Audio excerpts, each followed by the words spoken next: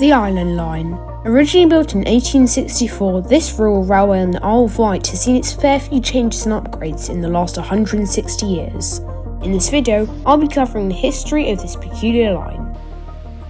The modern-day line, which connects Ryde Pierhead to Shanklin, operates half-hourly service on a combination of single and double tracks. Run solely by the Class 484 with a strange history behind it. However, this is not the only line. There used to be a 55.5-mile network spanning the entire island. But for the purposes of this video, we'll be covering the Island Line, which is the only passenger service still operating. There's also a steam railway still running services. Anyway, let's have a look from the beginning. It's 1864 and the beginning of the Island Line. The Isle of Wight Railway opened the line from Ryde St John to Shanklin. The line originally just had one track with passing loops at Brading, Sandown and Shanklin. You may be wondering what a passing loop is. Well, the clue is in the name. Say I have a rural line that can't justify double tracking. If I have multiple services on that line, what do the trains do? Crash? What you would do is put little side tracks and schedule the train times so that one can get into this little pocket while the other one passes. However, most of Britain's railways are double track, and in some cases they're 4+ like Milton Keynes on the West Coast Main Line, meaning that trains can pass faster and run more services, ensuring less overcrowding, though that doesn't mean eliminating it. Just 2 years later, the line was extended past Shanklin to Ventnor, but that wasn't the end of the extensions.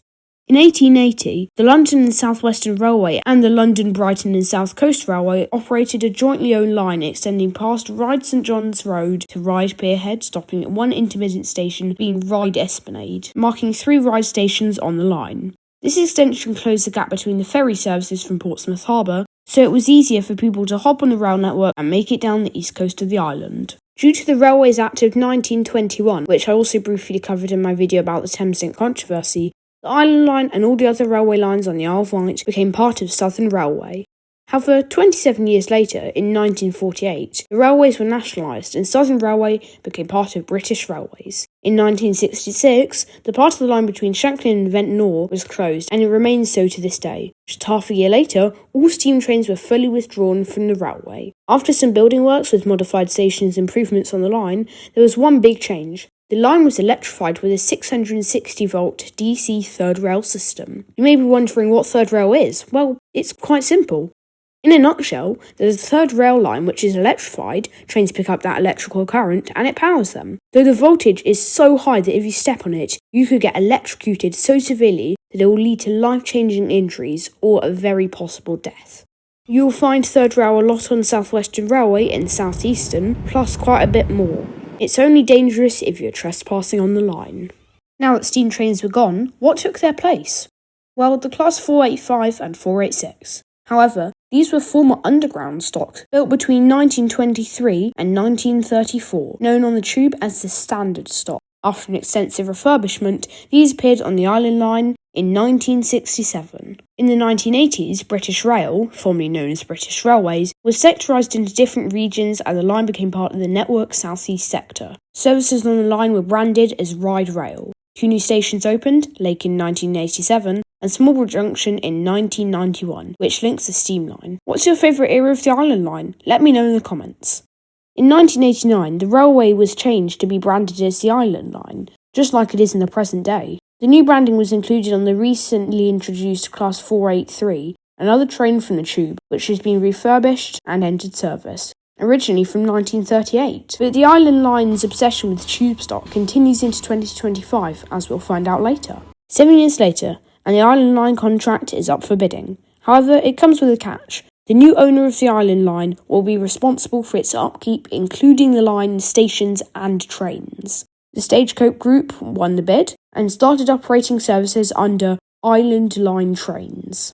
Other less important things happened in 2002, where an automatic train protection system was installed on the line for extra safety. I guess that's kind of important. And in 2006, when the line was designated community status, which is something about local areas supporting the railway. In 2007, the franchise was merged with South West Trains. However, Stagecoach was announced as the winner of the expanded franchise and operated Island Line as a South West Trains subsidiary. Yeah, it's confusing. The Island Line branding was retained for consistency, and as they planned to improve the stations, they painted them heritage cream and green colours. In 2017, the line was taken over by South Western Railway, and once more, the change included no branding change for consistency. Just 3 years later in 2020, it was announced that 26 million would be invested to improve the line, and improve they did. This included the first 5 Class 484, which were heavily refurbished by Viva Rail, and you guessed it, originally from the Tube, in the form of the D78 stock. The, by now, ancient Class 483 was reportedly so unreliable that they had to cut services in half, so change was much needed. As the Class 484 was sit higher up, the track needed to be lowered at most stations to provide level boarding. At any stations where this could not be done, the platform height was raised instead. The voltage on the third rail was raised to 750 volts DC to accommodate for the extra power that the new units needed. In 2022 to 2023, Ryde Pierhead was closed for a £17 million repair and upgrade to the pier, and Ryde Esplanade is due to be rebuilt, and the upgraded station will include a cafe, waiting hall, ticket officers, an operation room, and better staff accommodation.